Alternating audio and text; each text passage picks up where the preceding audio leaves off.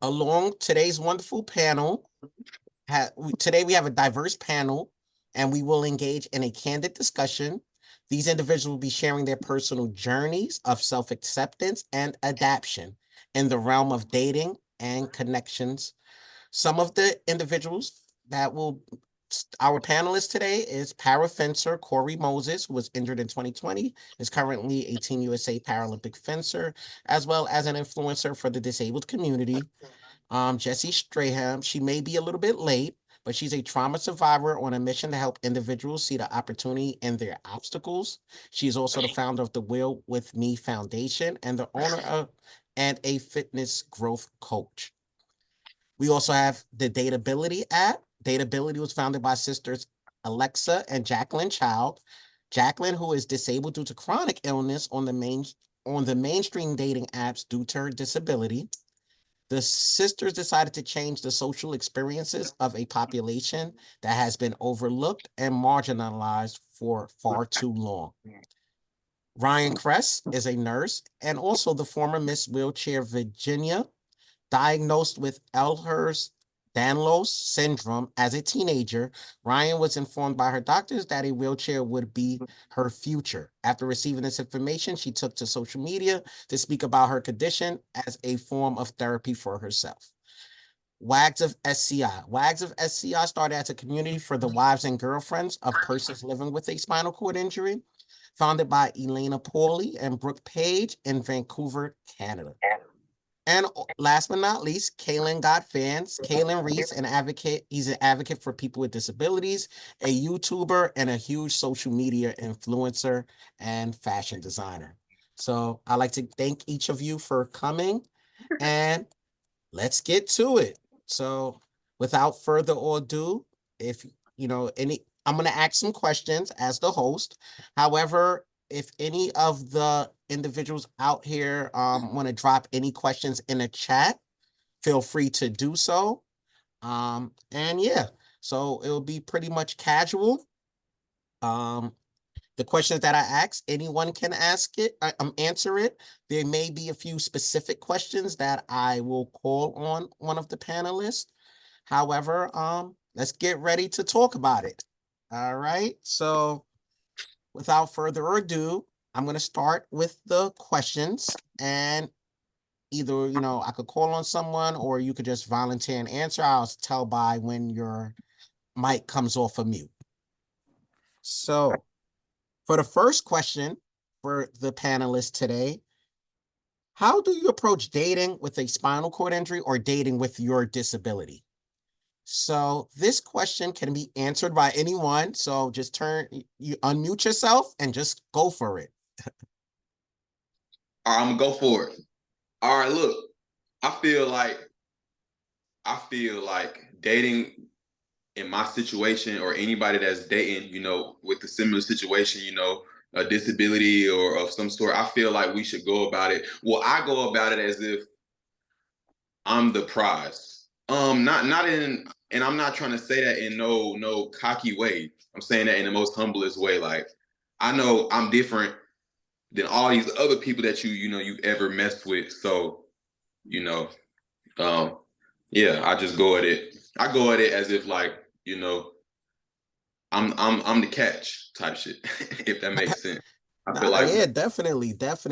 I want to piggyback on that, Garrison. Okay, go ahead, Jesi. Boy, you are the prize, first of all. Like, don't even discredit yourself.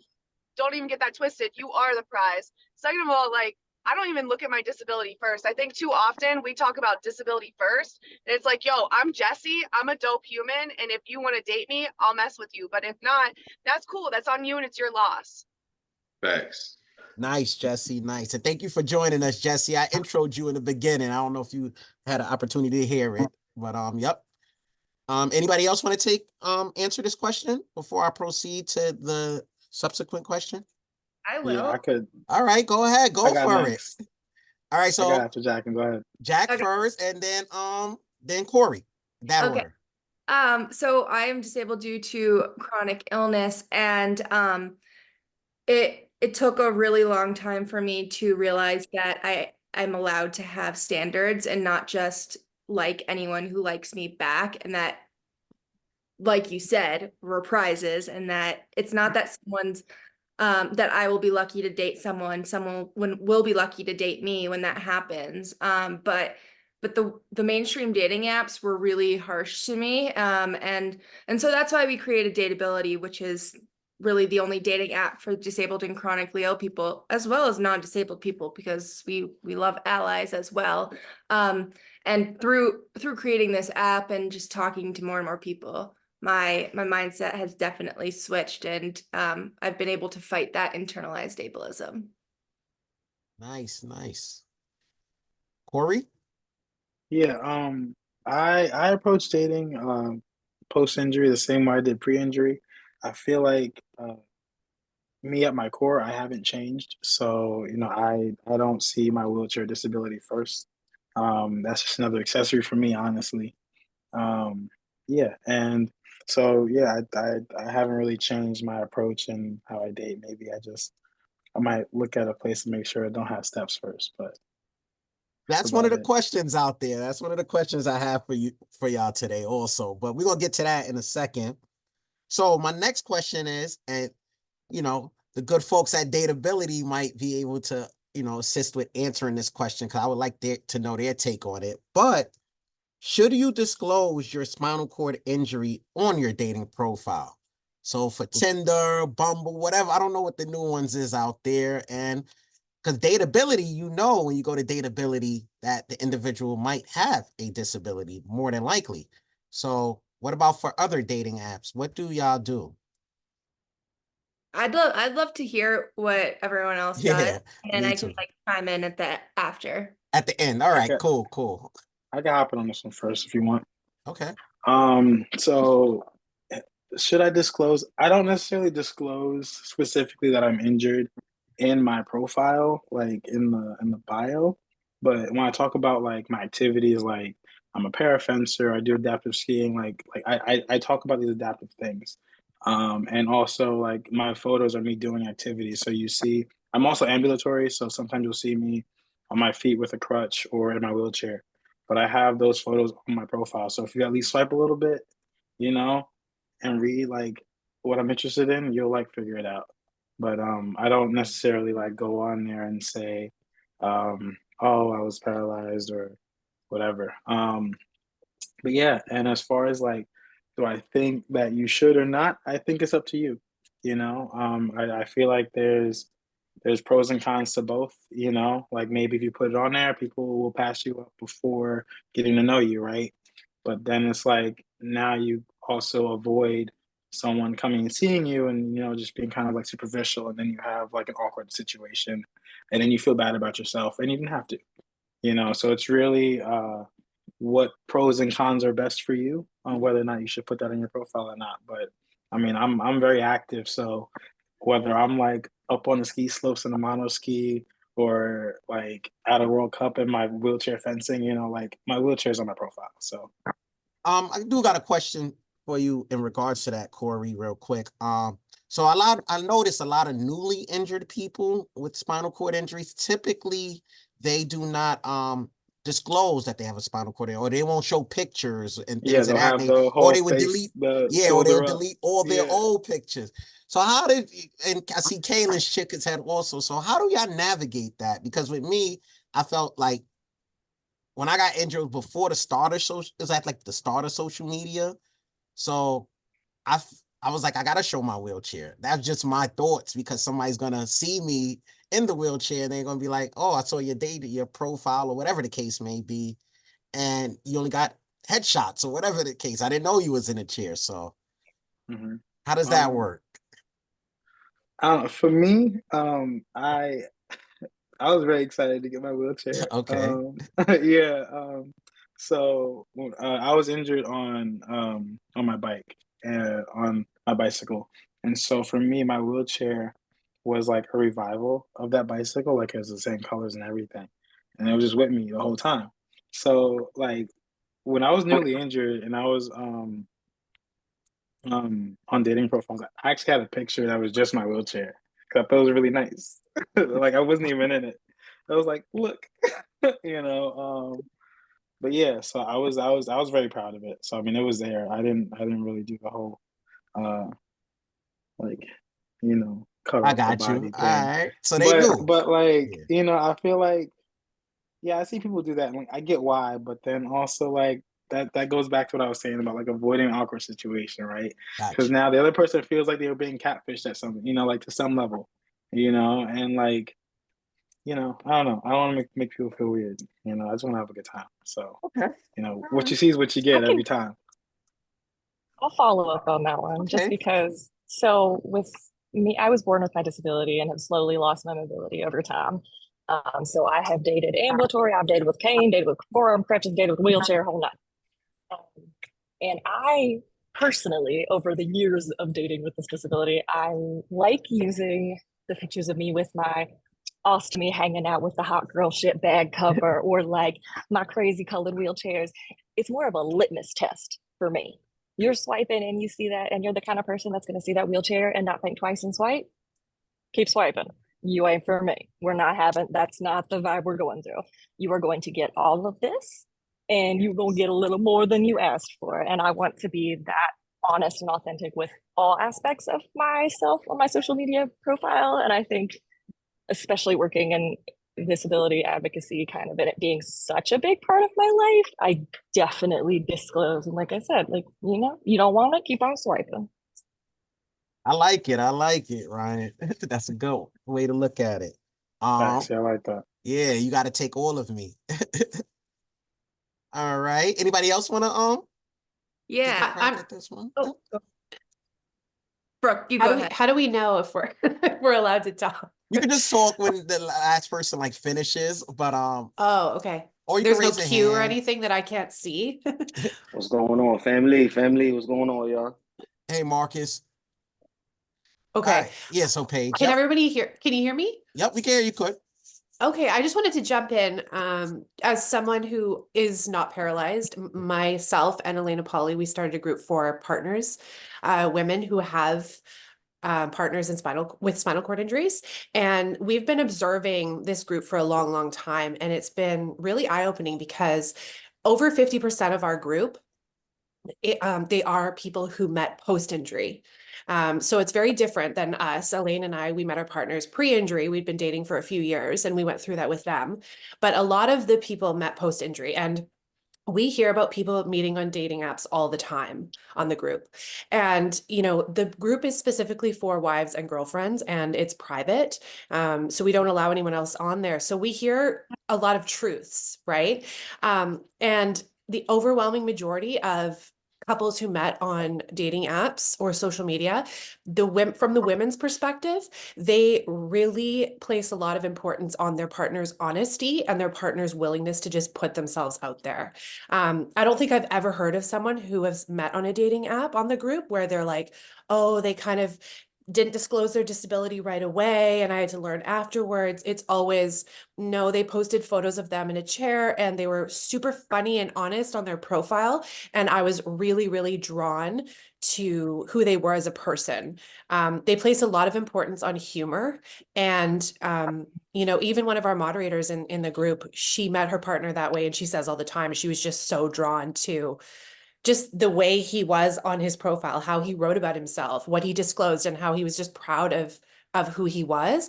And a lot of them say that it was really refreshing because they're sick of dating guys that don't have the personality to back up their looks. And Elaine and I can understand that too. We've seen our partners change a lot since their injuries for the better.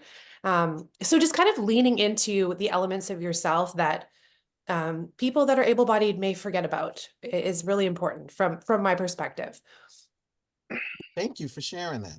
I think we at Dateability completely agree. And I think there is a lot of stigma and it's around disability. And I think that when someone feels ashamed or negative about their disability, that comes off. And then able-bodied person, it kind of can project those feelings. And so then you're like, well, if you're ashamed of your own disability, then maybe I should view it as a negative as well. And so that's definitely something that at Dateability, we don't want to perpetuate those feelings or that stigma. And so we created a Dateability Deet section, which doesn't have diagnoses, but it will say, wheelchair user, food allergy, immunocompromised, and it goes on your profile. And so you don't have to worry about how to word it or how to portray that you're disabled. It's right there, makes it easy, but it is, upfront and honest without disclosing too much. Cause I do think there's a balance at the same time where you don't have to share everything about you and I'm not disabled, but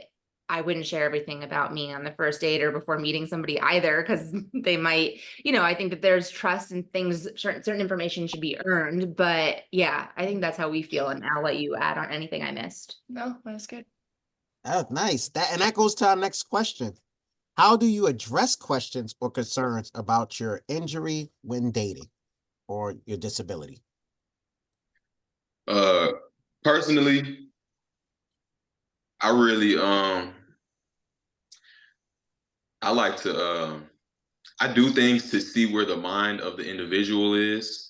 So I might not tell them all about me. I might not tell them nothing. I might just be that personality to make you want to ask. You feel me? If you ask, if you're curious enough to ask about what I got going on, how I use a restroom, how we might, intercourse or whatever.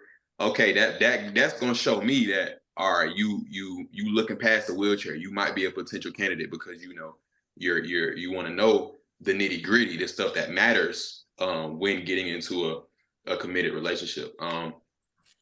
It also depends on their mindset. Like I said, I pay attention. Like I pay attention to a lot of stuff. So I pay attention to how a woman speaks, how she responds to things, how she acts. I might say, this might be a little off topic, but I might say things just to see how she react. Like I might be like, pick me up or something, just on some funny shit, just to see how she react. Like, and if she pick you up, oh no, you ain't the one. Cause it was automatically a no. Like I'm just playing around, but like you ain't even, you feel me? So that's how I just move them out. When I'm dealing with a woman or whatnot, I tend to, Yeah. Yeah, bro, I have to piggyback rides all the time. I know it's not gonna happen, but I'm gonna ask. It look fun. Nice. So I anybody think want from a woman's perspective, right? Honestly, I don't talk about it. Like most of my friends don't even know how I go to the bathroom. I have a friend I've been friends with for like 7 years. She just found out I cat and like why I say I'm going to cat. I tell her I'm going to cat, but she don't know what that means. And I think that people are going to perceive the disability and how you make them perceive it. And so if you just normalize things and you're like, this is normal, then they are going to receive it as normal because it is your normal. I think, again, we try to label things so individually where it's like, well, this is my disability and this is going to cause this and that. We look at it as an obstacle when it doesn't have to be. This doesn't have to be an obstacle. It doesn't have to hold you back. And if anyone tries to come at you on some things, I say that there's a special place in karma for people like that. I agree. And I think that's what I was saying before, like if you approach the topic with shame, the other person is going to feel like maybe it is a bad thing when it's really not.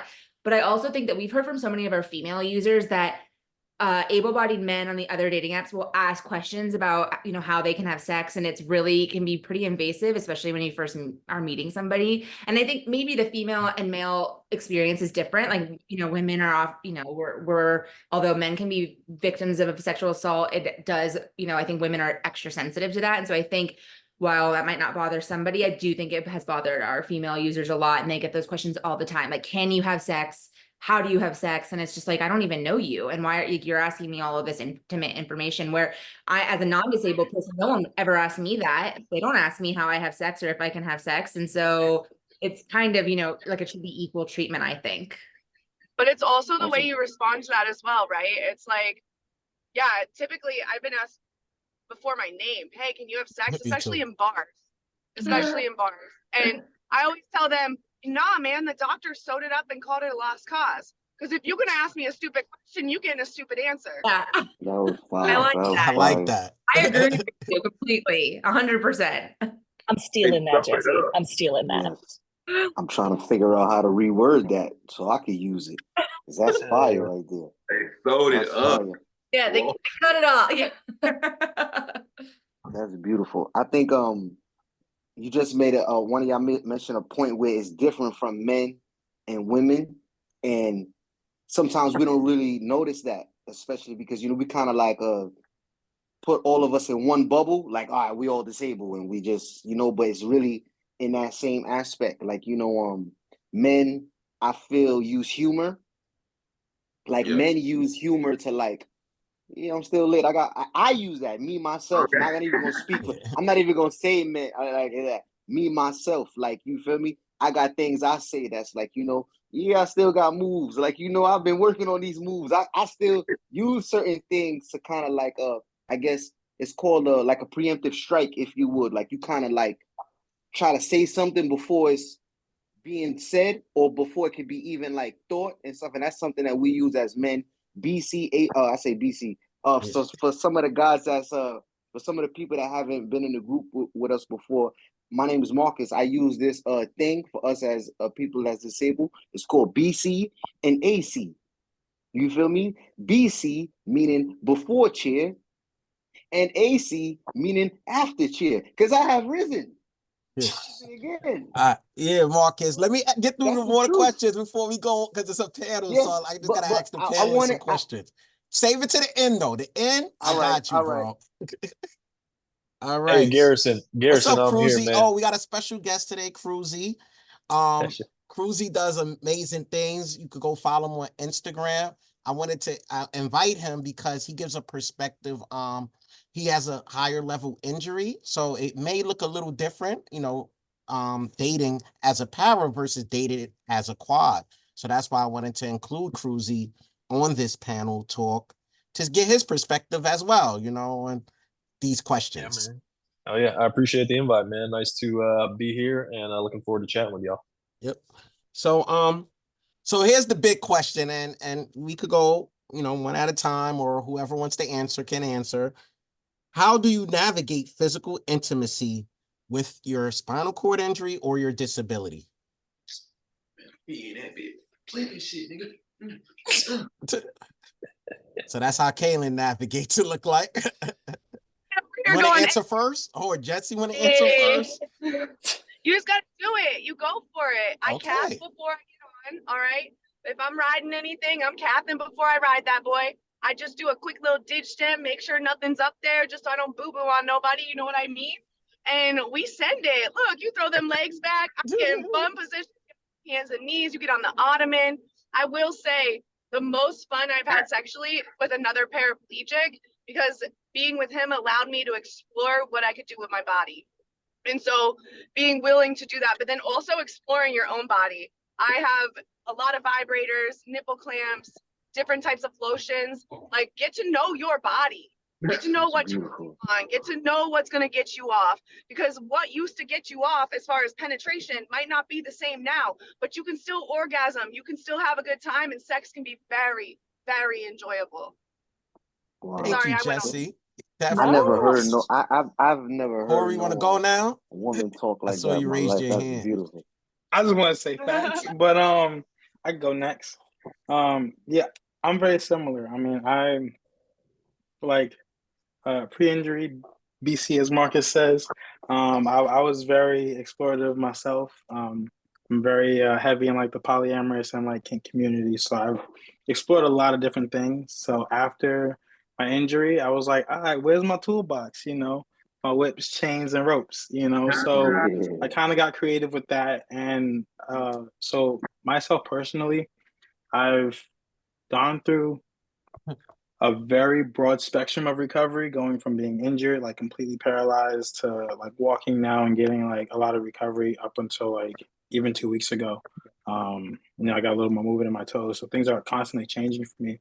So for me, it's not like, all right, this is what it is. Here's like the system, what we're gonna do every time. It's great to have that, but for me, it's like sometimes, sensation will be there, it'll be great. Sometimes it's painful, with whatever it is. You could kiss me on my neck and I have crazy nerve pain in my feet, and that it's like, we can't do that today. So it's like, it's for me, it's a lot of patience. It's like, you know what? Whenever I'm like with my partners, I'm like, you know what, we're gonna see what works for today. Because what worked last week might not work for today.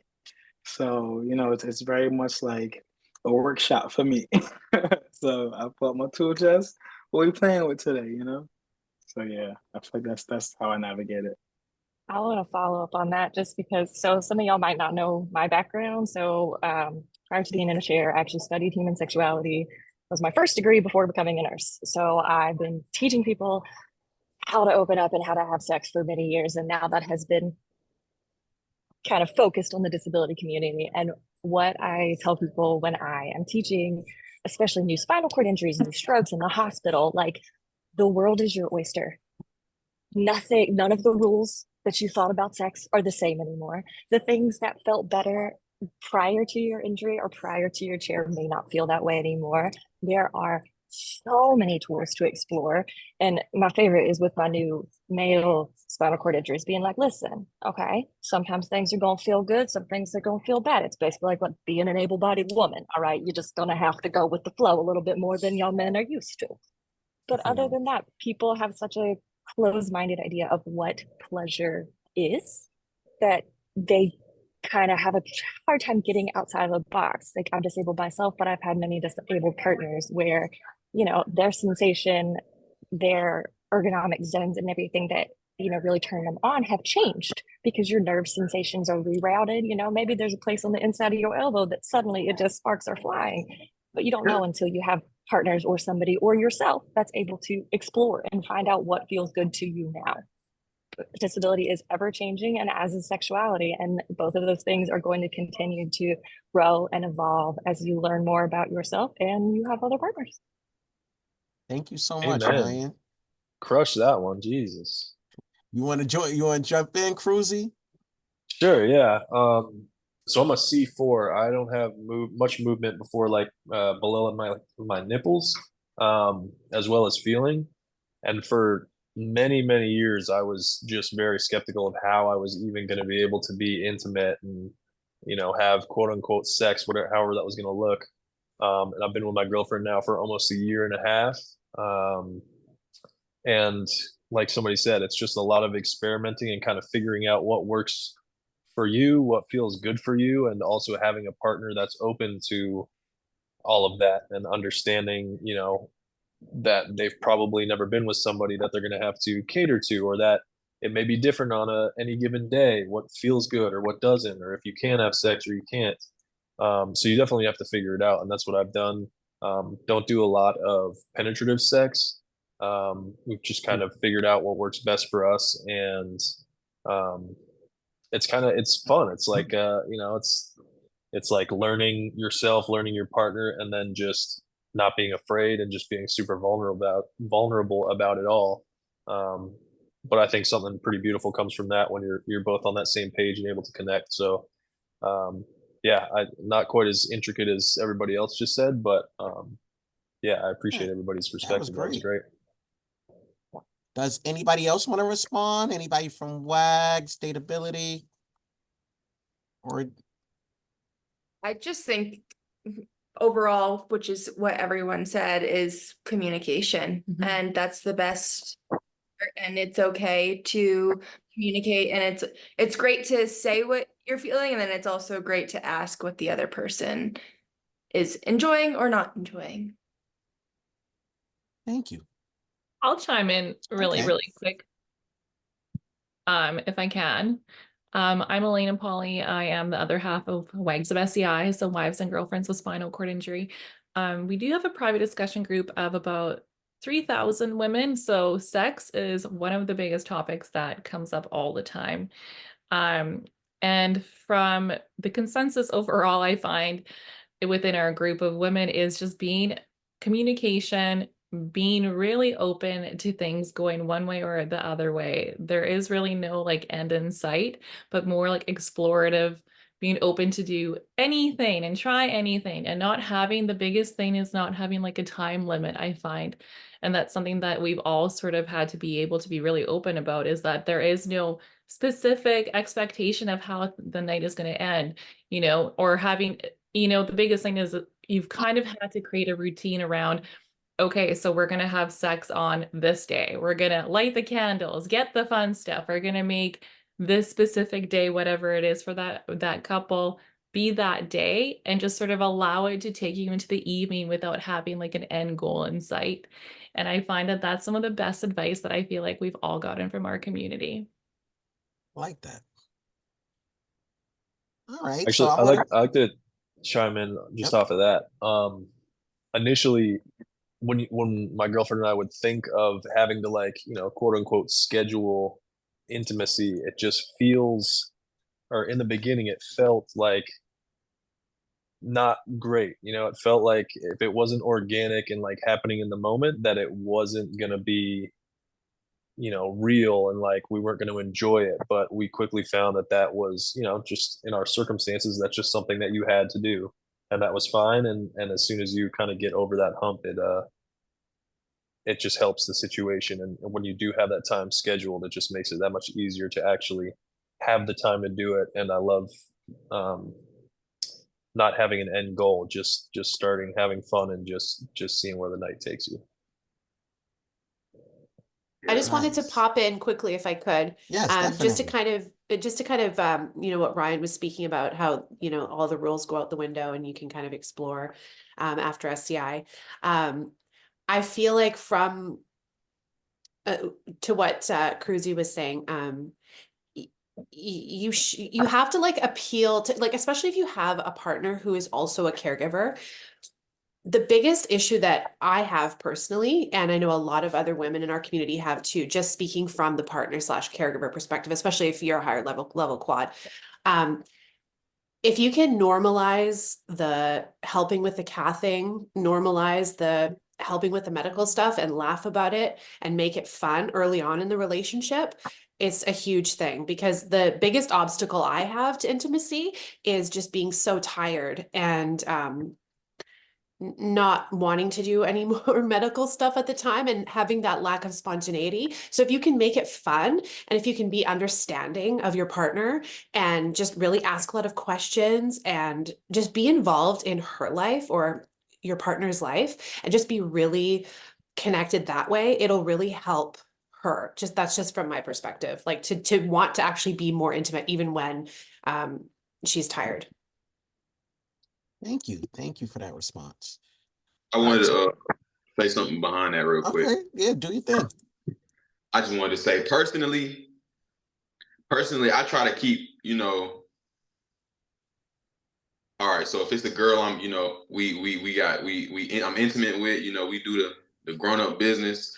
I'm keeping her. She like, I'm not finna let her get nowhere near it with my medical supply. You feel me? Like I'm finna keep that separate. You know, I don't want my girlfriend or my significant other, you know, as far as, you know, too into like trying to help me cath or this and this and that. All I want, like, I'm gonna let her know what I gotta do and stuff like that. She gonna know everything that I have to go through on my day-to-day basis. But as far as like, I just keep that shit separate. Like, if I don't ask you for no help, don't help me. That's just me on me. Like, yeah, I just try to keep it separate. You know, that's all I want to say. All right. That's cool. You know. I think I've dealt with both before. Yes. Yeah. So it could go both ways. So the next question I have for the panel is so how can you boost your confidence when dating? This is mine. This is Go mine. ahead. Whoever wants to I'm go sorry. first. Look, I keep hopping in. You need to take care of your mental, your physical, and your emotional. It's not even about dating. It's about how you look at you. When you get to a point where you can look at you without a lens of judgment, that's when you're ready to date. And I made that mistake when I was first injured. I was so, I didn't love me enough to be able to love someone else. You gotta love you enough to be able to love someone else. That means getting movement, taking care of your body, taking care of your mind. I agree with you totally on that one, Jesse. Facts. Anybody Yeah. else want to join in? All right, Same. go ahead for it. Same. Go for it. I'm big about like feeling good about yourself in the beginning. I was just talking earlier about how, you know, like I'm ambulatory in my weird chair sometimes, but not all my shoes can accommodate my braces. So if I want to wear a certain pair of shoes, I'm in my chair. So we just doing that, and I'm comfortable enough to do that. And I feel like I couldn't really get into the dating scene like that until it was like I was comfortable doing either, like going out on my feet or on my chair, because either one's gonna call for a different fit, and that's gonna call for a different situation. So, I agree. once I was comfortable with every aspect of myself, I felt confident enough to really get out there and, be back on the streets. Yeah, that's what I try to also inform people as well. Being that I work with the newly injured, and a lot of times, they want the relationship and everything back to how it used to be prior to their injury. But like Jesi said, you want to be responsible. You want to be able to take care, do the most you can for yourself, before you could go back out into the dating scene. So I do agree totally with what everyone's saying in regards to the specific question, because I think people make the mistake and they don't, fully love themselves yet, or don't feel fully confident with themselves yet. And then they, that ends up being a terrible relationship because you're so afraid, you got so much anxiety for, just, your daily stuff, which, I think I try to tell people, you got to get that under control first before you want to go out there and explore. I'll just chime in real quick. This is Yes. something that I always say within my relationship with my partner. We've been together for almost 11 years, 8 years post-injury. And it can't be more true, is that you have to be a nice person if you want to have sex. You gotta be a nice person if you want to get laid. Right? At the very, That's very true. core of it, both partners, myself or my partner, we have to be really nice to each other. Nobody wants to have sex with somebody who's mean or who's grumpy or who's frustrated or who's just not really into it. So I that is mean, sometimes a little aggression could be fun. for sure. But that's what I say. I always say to my fiance, I'm like, you got to be a nice person if you want to have sex at the very core of it. I could also come change that mood real quick. Sure. Do anybody else want to continue with this one? I would Or just I think everybody nailed it. I would okay. just say that, yeah, in the beginning, I just remember I've been injured for 15 years now. In the beginning, I mean, not even the beginning, shit, the first like 10 years, um, I think just the loneliness of the injury, I always wanted and like thought I was ready for a partner. But when it came to it, the few girls that I would talk to or hang out to, or there was potentially a spark, I was just so like, I think Garrison, you said the anxiety, like just the nerves, like everything's ripping, and you just it at the time I didn't realize it, but looking back now, like I was not even close to being ready to be in a relationship. So then that circles back to what everybody's saying about like knowing yourself. You got to love yourself. You got to know your situation, your injury, how you work, like the ins and outs of your mind, because that seems like that's really the only way that you're going to be able to give somebody all of you and expect to be able to love them while loving yourself. Thanks, man. Thanks. So to proceed to the next question, how do you handle rejection, especially when it's related towards your disability? Shawty, keep it moving. Shit, Shawty, you ain't nothing. It's about how many women in the world. Let's get to it. Let's talk about it, Shawty. Because you tell me no. You tell me no, I turn around and get a yes right now. Like, stop playing. Like, I'm really him for real. Like, I don't know. I don't really be too confident or too cocky. It is, I'm very secure with myself. So it's like, if you don't want me, shit, you just don't like real, you know what I'm saying? Yeah. Simple. It is what it is, cause I love it. Yep. Yeah, smooth little uppercut to the, nah, I'm not violent. I'm not violent unless you ask me. That's domestic violence, Corey. It's not domestic, if it's hard. outside. No, I'm It's playing. hard. It's hard. I've never been there. I feel like because I'm very open from the beginning about everything you get in the package, I don't really get to that part. So I haven't really like experienced like the rejection because of that. And I feel like with me, I'm very active, so people are always surprised at how much more they get in the package. And it's like, damn, this is great. you No know? doubt. So yeah, you make it that far, I feel like whatever. I will say this. When I've gotten rejected in the past, I've always got the feeling that it has something to do with my wheelchair. A lot of the times, it really be, the women, not y'all ladies, you feel me? Y'all ladies are amazing. But a lot of these women in this society nowadays, they're not open-minded. You got to be open-minded to date somebody with the injury, you feel me? To even think about that shit. But I've always gotten the feeling like, oh, okay, she told me no.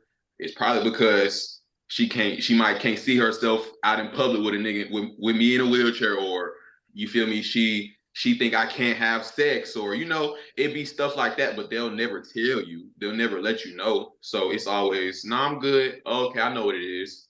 That's cool. I ain't tripping. You judge the book by its cover. I'm really my personality A1. Like I have, you feel me, fall in love over personality. You know what I'm saying? So it really just be non-open-minded women. That's what it is. Ignorance. It's a lot of time. It's mostly ignorance. Yeah. Because I done had people, oh, he in a wheelchair? Like, I done just went somewhere and somebody, oh, he in a wheelchair. I could never pull up here in a wheelchair. Like, ignorance, just like you said. Yeah, it'll be a lot of ignorance.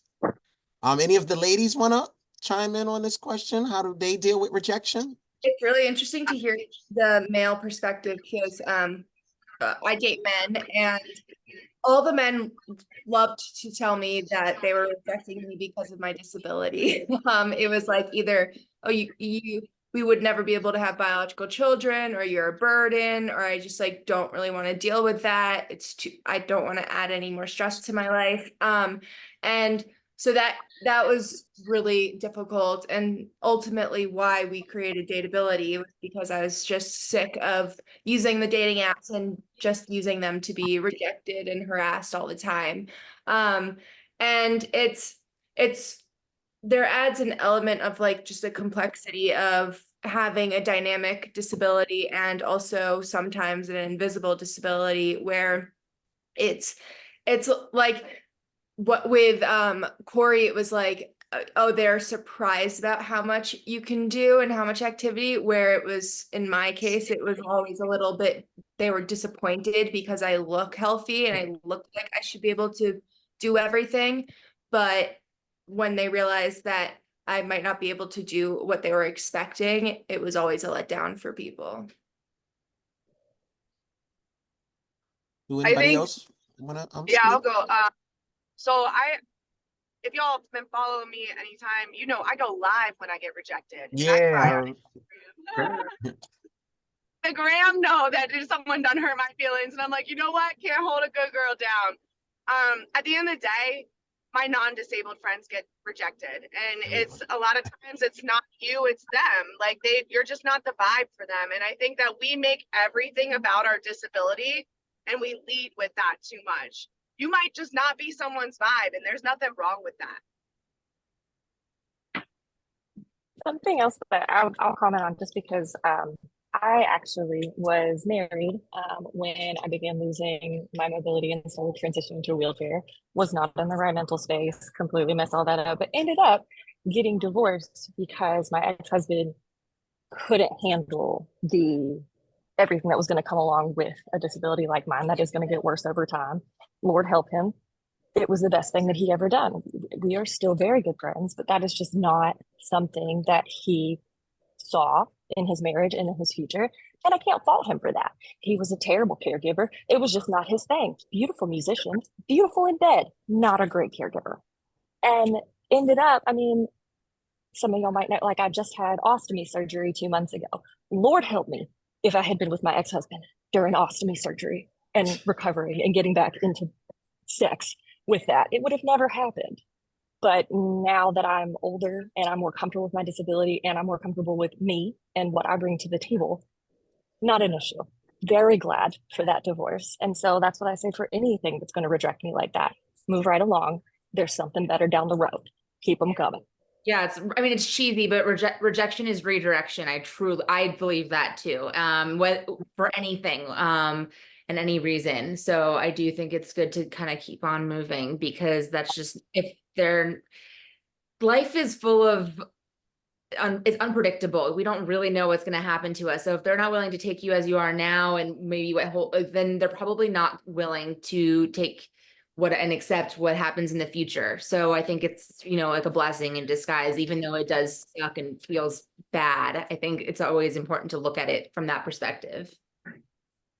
Yeah, not everybody is meant for you, and you're not meant for everybody, and that's fine. Like Jesi said, like it's a hard pill to swallow at first, but like that is the reality of it, and it's a blessing, like you said, because early on they will weed themselves out, and that's less work for you because they're doing it themselves. For a long time, I wouldn't even, just probably being afraid of rejection, I wouldn't even pursue women, just thinking that there's no shot that she or anyone's gonna want me. Like I can't. I'm down in South Florida. All these guys have, 6-packs, and they're going out on their boats on the weekend, and their mansion, whatever. So I'm just like, I can't even compare to these guys. Comparison is the thief of joy. So you need to step back from that. And yeah, just take, like you said, take rejection as redirection, because it's a blessing in disguise. What was that you just said about comparison? Comparison is the thief of joy. That's cold as ice right there, God. Yeah, that's cold nice. as ice.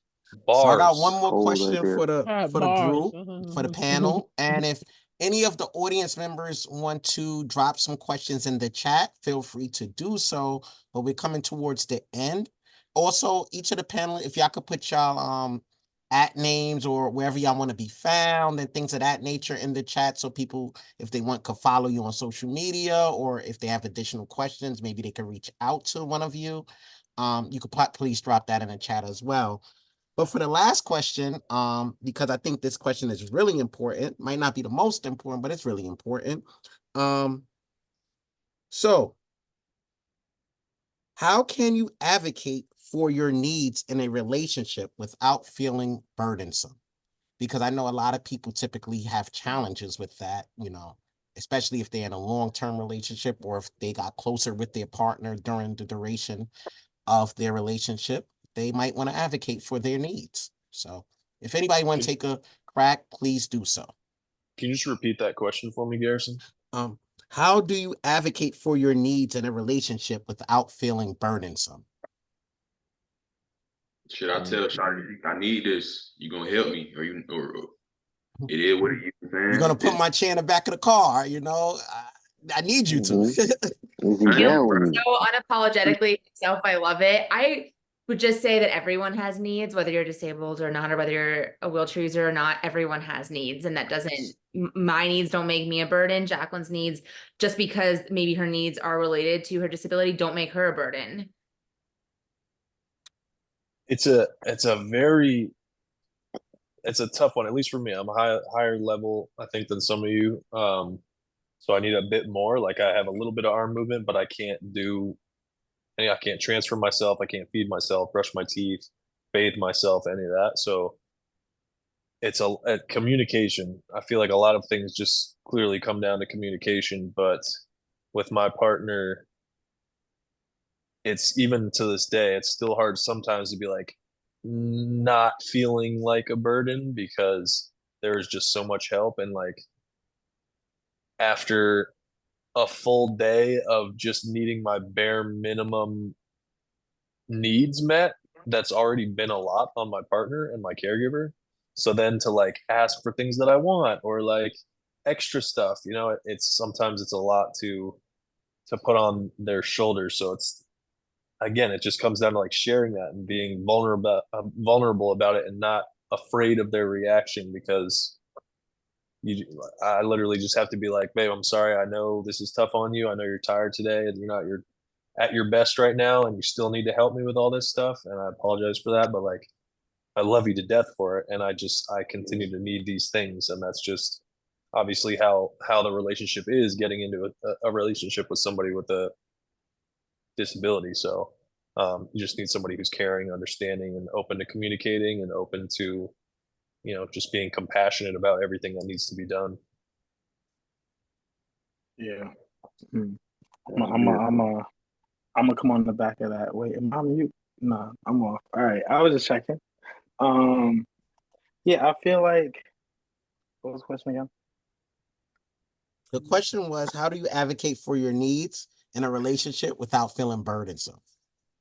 Yeah, so I fought really hard for independence. After being injured, I fought for that. Like, so all my partners know, and anything I can do for myself, I'm gonna do it. Even if I don't think I can do it for myself, I'm gonna try to do it. I'm gonna struggle till I can't do it. So if I ask for something, they know it's like, all right, he done tried 30 different ways already. So I feel like if they feel like you've at least like put forth that effort, it's less of them feeling like, oh, like, it's like just a lot of things. So I feel like that's kind of how I avoid feeling like I'm a burden, is like I always try to do it myself first, or if it's something I know I can't do, my partners know I can't do it because I've already told them, like up front, like, listen, I'm gonna need a little help with this sometimes, a little help with that, help with the laundry, whatever. But yeah, and it's always been like a positive reaction. I mean, my partners feel more comfortable just being around me because they know that, like, like I'm like if I really need something, I'm gonna ask for it instead of like struggling or like whatever. And they always seem to be very happy to like help or assist. So yeah. I'll be honest and say that I have not mastered the feeling of not feeling like a burden. But I'm excited to finally get there with someone that I feel comfortable with. And I think that will be a really big breakthrough in a relationship, and knowing that it is right, or no, nothing's going to be perfect, but just making sure that the person I am comfortable with to tell them my needs. But I think you take a similar approach to Corey, where you try, for me, we're sisters, so we're not romantic, but we're in a relationship of some kind. You won't, if you ask me for help, I know that you really need it, because you try to do everything on your own. So if you ask me to do something, or you ask for assistance, I know that you're like, you do, like, it's genuine. And so I think you are similar to Corey in that way, but you haven't navigated that approach in a romantic relationship yet. Something I just want to offer just at the very last moment. So there's a term called access intimacy. I wish I came up with it, but I didn't. Attributed to disability advocate Mia Mingus. And basically it's the concept that we find intimacy seeing a caregiver caring for us, or helping us with our access needs, and that same kind of intimacy vice versa. So I know I am like hot and bothered when I see my boyfriend cutting out my ostomy circle so that I don't have to do it later. Like, oh my God, that is, yes, please. Beautiful. But that same thing can go both ways as far as my caregivers. I know that they have that kind of intimacy with me because I trust them with my access needs. And so that's something that I kind of like to educate to my new patients, to kind of reframe that idea of feeling like a burden. It's really more of a, hey, this is something that I don't ask for help much with. It's something that's kind of personal to me. And because I'm trusting you with that there is a form of intimacy. So I thought. Thank you. Thank you for sharing that. So I know it's getting late and y'all got to get back to y'all busy schedules. However, I see that I got time. Well, you got time. So, anybody that got to log off can log off. Corey, if you want to stay on and answer some questions, feel free to do so. But if the audience, if y'all have any questions, you can either drop them in the chat and I read them, or you could ask the panelists directly. I got a question. There's a question there already from Stinson Parks. All right, let me read it out. Stinson Parks. All right, thanks. All right, so Stinson said, thanks for a great discussion thus far. He'll love to hear about how the panel balances the caregiver and partner relationships, especially if the partner is also the caregiver. Great question, Stinson. So- I feel like we could probably take that Yeah. since we are both partners and caregivers to our partners. My fiance is a C5 level quadriplegic and Brooks is a C4. So a lot of the balance, I guess, between being a partner, romantic partner, and being a caregiving partner is, I mean, we've talked about it a lot, is communication, but a lot of it is, I think there has to be reciprocal respect for both individuals. At the very core of it is being able to take that moment of appreciation for both partners and just take that moment of like awareness, what in that time and space that you're in, whatever that person is doing that is really kind or thoughtful or above and beyond, and taking that time to recognize it and just say, you know what? Thank you for doing that. And that is like the simplest thing. It's something that we learned in our therapy that we did, was just taking that moment of appreciation, just being very grateful both ways, for me to my partner for me. And it's just like, it's the simplest thing, but I feel like it also leads us to more hugs during the day, more romantic time, more wanting to be physical, intimate, and together. At the end of the day, it's just realizing that your partner appreciates you and you appreciate your partner. And at the end of the day, that is who you really want to spend a lot of your time with. And being a caregiver makes it a lot easier when you're both on the same page. And I don't mind, like for myself and my schedule, I wake up multiple times during the night. I don't mind doing that for my partner because I know that he appreciates it. I know that I'll get that appreciation and that thanks. And I know that we have a healthy relationship where we're able to have balance both ways. And there are days my partner does things for me that I don't expect. You know, very thoughtful things. He'll come home with like a specific kind of tea that I really like that I didn't pick up that day. Or he'll do certain very thoughtful things like make some phone calls around different whatever taxes, doing our taxes. He does the taxes. I don't like to do that. So we always split up whatever the division of like tasks or things that we have in our house together, because that is a way that I know that he can take care of things and I can take care of the other stuff too. So I guess it's just balance. Thank you. Thank you. Does Very well anyone, said. does anybody else? Because a lot of people got to jump off. I'll allow one more question. If anyone in the audience has one. Just to piggyback on that while you wait for a question. Mutual respect, huge, very well said. And just like knowing each other's love languages. Obviously, if you have a physical disability, maybe you can't provide certain things, but there are, whether it's going to be physical or emotional, there you can always provide the emotional support and love and things that your partner needs. And I feel like the emotional stuff is the stuff that truly goes further in a long-term relationship over the kind of physical materialistic things that maybe you could do physically for your partner. So just trying to be as compassionate and emotionally supportive for your partner has been huge for me. And just making sure that she's all right. If there is something that she needs, she knows whether I can do it for her or not. She knows that she has my support and I'm there for her when she needs me. And I think that goes a really far distance in a relationship. Thank you. Well, thank you, each of you panelists, for joining today. It was really appreciated. I think that a lot of people gained a lot of information that is useful out of this panel discussion.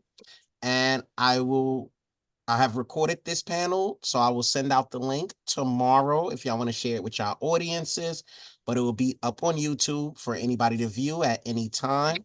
So once again, thank each and every one of y'all and continue all the great work that y'all doing for the community. No, man. Appreciate the invite, Garrison. This was awesome. Yeah. Anytime. Man, big shout out to our host, man, Garrison. Everybody clap for Hey, let's go, Thank Gary. Thank you. Thank you for having us. We hope to do it again soon. Yep. Yes, thank you, Garrison. Thank you for joining, and yeah, have an incredible rest of y'all day and enjoy Valentine's Day, everyone. Yep, Happy appreciate it, Valentine's brother. Day.